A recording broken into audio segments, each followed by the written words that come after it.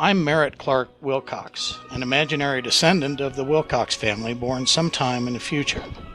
I've come here to narrate the Wilcox family history. We will hear information from the people themselves. We will tell you about important historical events that occurred during the time in which they lived and influenced their lives.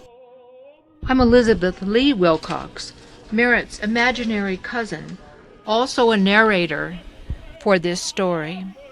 We are going to follow your ancestors from when they first came to the United States in the 1600s through the early decades of the 21st century, 500 years of history. We will follow their westward expansion toward a town in Wyoming where they settled permanently for 4 generations, the town of Saratoga. However, our story will begin in 1850-1851. Today, Hiram Wilcox marries Eveline Clark. 1850. It's the middle of the 19th century. It's the advent of the railroad era. Abraham Lincoln is the 8th Circuit lawyer in Springfield, Illinois. In 1850, the slave trade ends in Brazil, 10 years before our Civil War. Nathaniel Hawthorne publishes The Scarlet Letter the year before Herman Melville publishes Moby Dick. Giuseppe Verdi's Rigoletto opera is performed for the first time.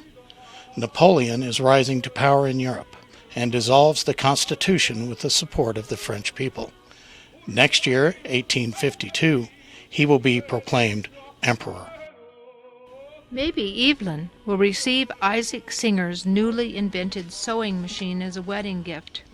We'll meet parents and grandparents that may have attended this wedding, and, just as at every wedding, the two families will be telling stories of their ancestors. Members of the Clark, Merritt, and Fox families will tell stories that take us back in time to the 1600s. The first person we will meet is the bride's grandmother on the Fox side of the family. I am Elizabeth Lampman, Eliza Fox, grandmother to Eveline Clark, who is marrying Hiram Wilcox today.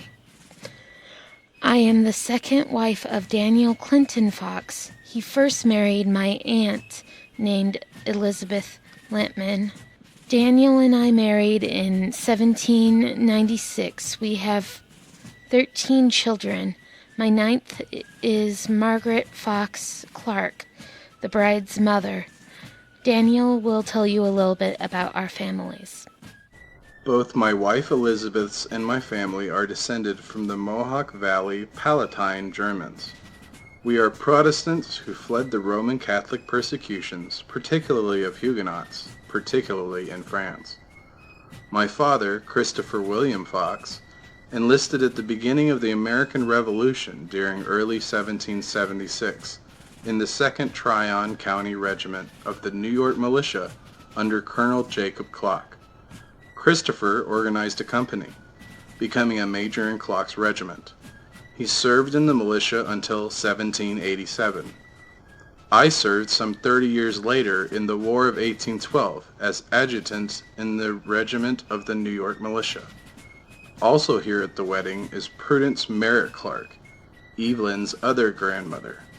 Who is not here is their son, Aaron Merritt Clark, Evelyn's father.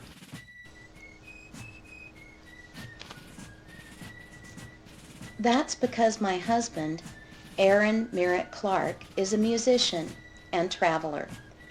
I'm Margaret Fox Clark. I was born in 1810 in Herkimer, New York, named for General Herkimer, who led the Battle of Oriskany. Grandfather Fox was at the Battle of Oriskany and was wounded in the arm. This is the monument at that battleground. Grandfather and grandmother lived in Stone, Arabia, in a manorial style. They held slaves. My father turned away from the practice some years before the New York legislature passed the state's abolition law in 1824. Grandfather was nearly 77 when he died. In 1829, I was 19 when I married Aaron Merritt at the Herkimer Dutch Reformed Church in Stone, Arabia, New York. We have 10 children. 6 daughters, and 4 sons. Box 16. In terms of history, Christopher William Fox was part of the birth of the United States. The Battle of Oriskany was important. The old German general Nicholas Herkimer delayed General St. Leger with his Canadians and Indians, who were marching eastward down the Mohawk River to join General Burgoyne's troops in a coordinated effort to crush the New Englanders from the west. After the Battle of Oriskany, St. Leger abandoned this march, failing to provide reinforcements.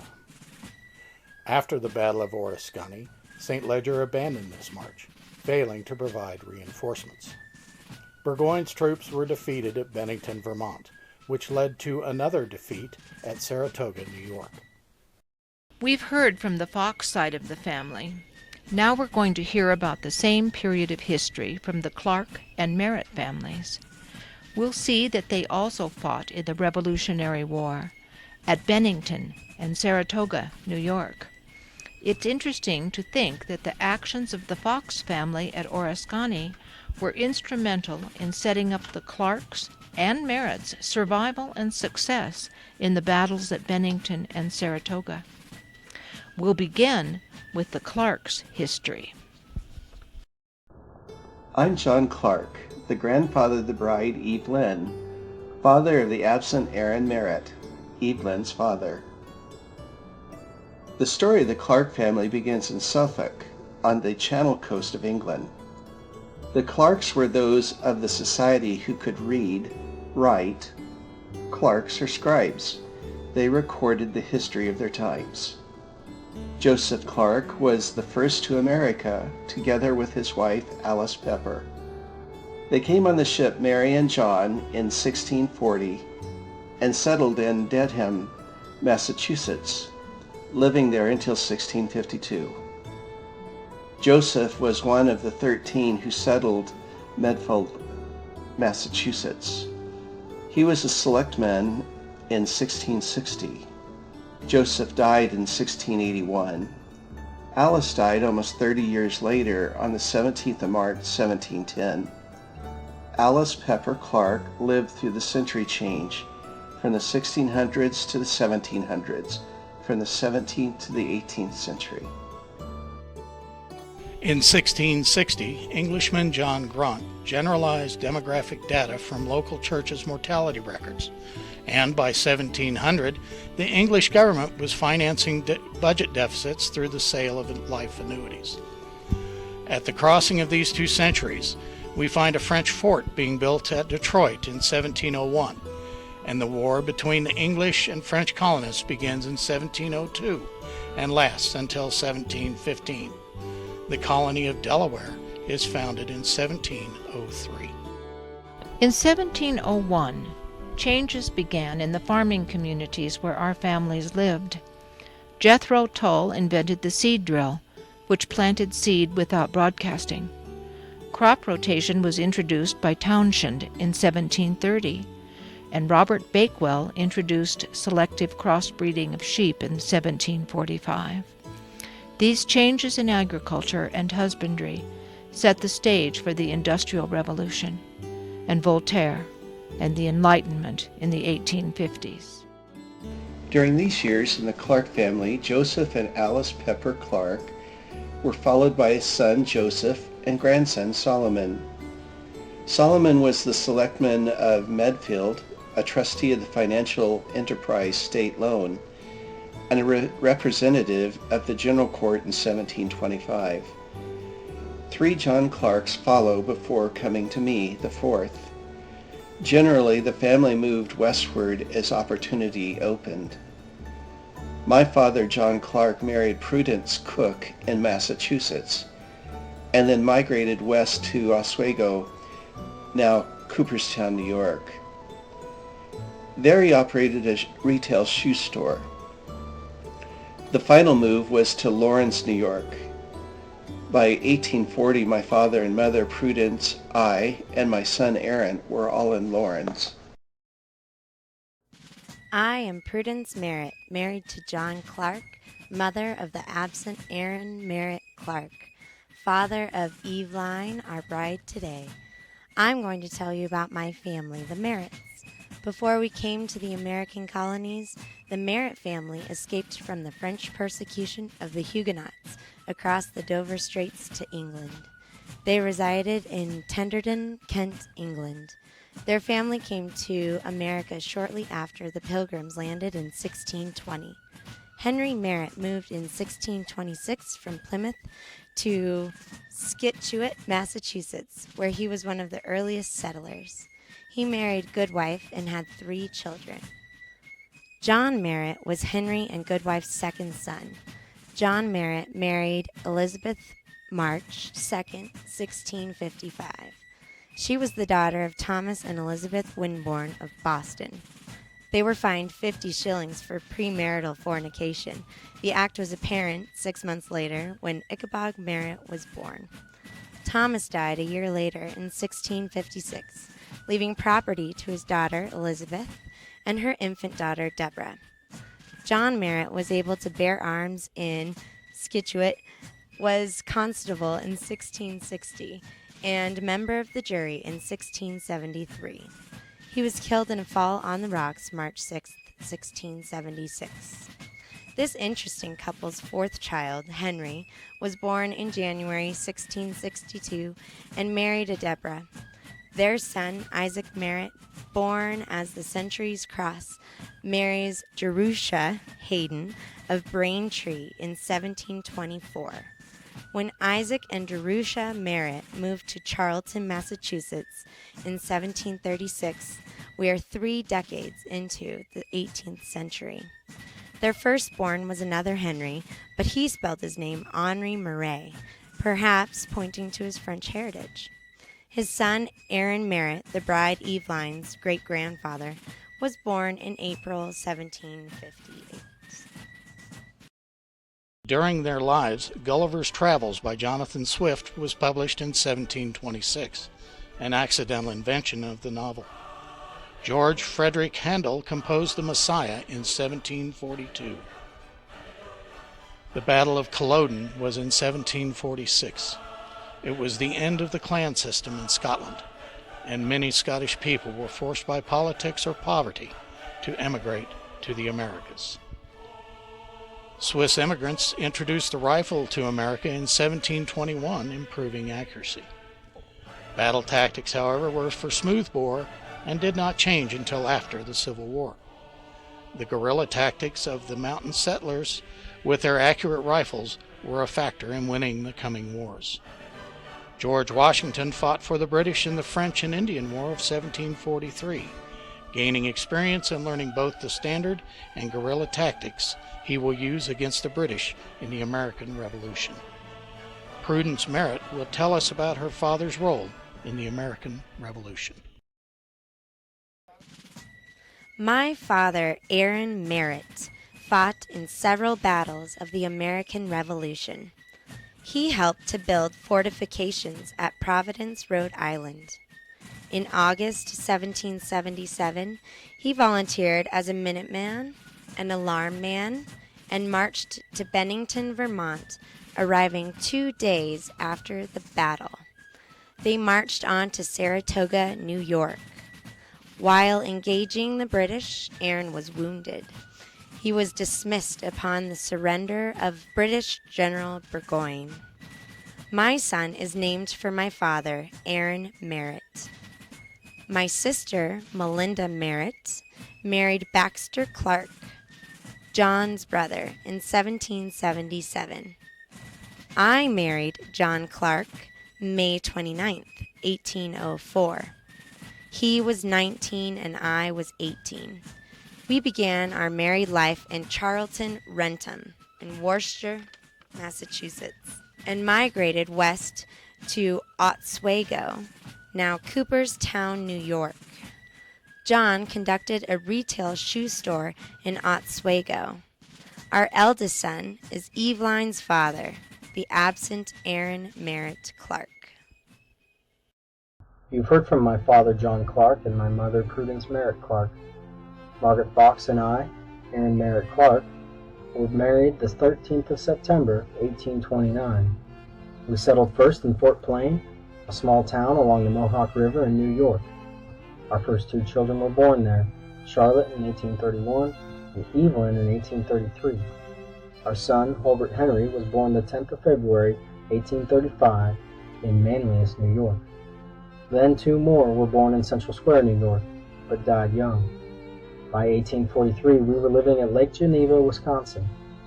When Theodore and Merritt Clark was born, we were 600 miles from western New York, and in a primitive area just being settled. All our other children were born in Spring Prairie, Wisconsin. I'm the bride, Eveline. I was born March 31st, 1833, at Fort Plain, New York. 2 years after I was born, my parents Aaron and Prudence moved us to Manlius and then to Central Square, both in New York. When I was 7, we removed to a new area, Geneva Lake, Wisconsin, and then to Spring Prairie. Hiram is from the Lafayette, Wisconsin area, but we are being married in Spring Prairie. My father's not here today for my marrying. He's a musician, a violinist, and a traveling man. We have a fine violin in my brother Theodore's home in Highland Park, Illinois, near us and north of Chicago. My father Aaron is also a music teacher. The frocked coat he is wearing in this picture is that of a music professor. I'm the groom, Hiram. I was born in Smyrna, Chenango County, New York in 1822. I am 29. I'm 11 years older than Evelyn. My father was Sprague Wilcox. He was born in 1793 and died last year, 1849. My mother Elizabeth was born in 1802. She was 9 years younger than my father. You've heard quite an earful about Evelyn's family history. I have some interesting people back in my line as well. My mother Elizabeth was a Wilcox before her marriage, so her name didn't change. On her side, our immigrant ancestor was Edward Wilcox, who came to America about 1632.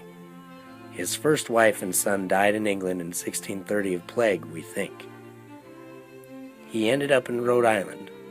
His third son, Stephen, was my ancestor, and he was an original settler of Westerly, Rhode Island in 1669. There weren't many people of European stock there then, maybe 20 families. They had a lot of problems with the local natives. There are a lot more stories, but I don't have time to tell any more of them today. As Hiram is born, the Louisiana Purchase under President Jefferson was made in 1803. The Spanish-American War with Mexico occurred in 1846 to 1848. None of this family serves in the Spanish-American War. The issue of slavery begins to divide the North and the South. Before we hear Eveline and Hiram's further adventures, let's discover what happened to Aaron Merritt Clark and his children 4 years after Eveline's wedding to Hiram. Margaret Fox, my wife, died in 1854. She was age 44.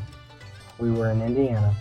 I wrote to the family and received this letter from my sister, Angeline Clark, a spinster teacher who was recovering from consumption. Silver Creek, New York, October 29, 1854. Dear Brother Aaron, yours of the 12th came to hand yesterday, having the sorrowful news of the death of our sister Margaret. It came as a dreadful shock, and I regret that we could not have received the line before so, that we might know more of your views with regard to the future. You seem to think you will break up housekeeping. I cannot think it is the best thing to be done, for I cannot bear to think of separating the children, nor of their getting into the hands of those who might not possibly care for their comfort and future well-being. In the letter, my sister Angeline encourages me not to break up the household, not to think of separating the children. Charlotte, Evelyn, and Holbert are in their 20s, and Evelyn is already married to Hiram Wilcox. Holbert is in medical school. Angeline knows my 11-year-old Theodore is consumptive and wishes he were with them so he may grow up healthy. She hasn't spoken to Mother yet, but thinks we should all move back and have Prudence keep house for us. The last 3 children are between 9 and 5. And as to Amelia, she could go to teaching school. I presume she is competent, and if not, she could fit herself in a short time, and I should be most happy to assist her. You know, if one has to work for a living, they are a little more independent than they would be to do most anything else. She can get good wages here. I would like to have Amelia write me what she thinks of my proposition to her teaching. Oh, Aaron, think of Margaret in her happy home, from whence perhaps she is permitted to look down upon her husband and motherless children, and ask of him who is able to save and cleanseth from all sin to fit you for a reunion. As I am single, I have only friends to think of, and they are fast dropping into their graves. It is a natural consequence we feel that we would not have it as our abiding place. All we know about Aaron Merritt's decision is that his son Theodore said he lived for some time as a boy in Lawrence, in a home across the street from a hotel. John Clark bought the Westerly Hotel in Lawrence, New York, in 1836 for $1,000. He bought another quarter acre along the east boundary of the tavern in 1839 for $225, and when he died in 1852, Prudence Merritt kept the tavern. Altogether, John and Prudence Merritt Clark raised and educated 10 children who were artistic and musical people with the restlessness of pioneers. Aaron Merritt was the eldest, born February 6, 1806 in Worcester, Massachusetts. After the Wisconsin time, around the time of the wedding, 1850, the family went south to Chicago, where Aaron owned a farm. And then they moved to southern Indiana, and then to Illinois. The next major event in our lives was the Civil War. My son Theodore and I were in Carlisle, Illinois to enlist on August 17, 1861, in the Missouri Volunteers for the Union. I was 55, somewhat beyond the age usually expected of fighting men. I told him I was a cabinet maker, not a musician. Theodore signed up as a farmer. I attained the rank of sergeant in Company D of the 1st Engineer Regiment and was mustered on Halloween, 1861, in Sedalia, Missouri. I served through several battles, the last of which was the Battle of Corinth in Mississippi, May 28, 1862, where I was wounded in the abdomen. The wound disabled me progressively for the rest of my life, and by 1891 I was completely disabled. However, I moved around as much as I could, even into the Dakota Territory in 1883.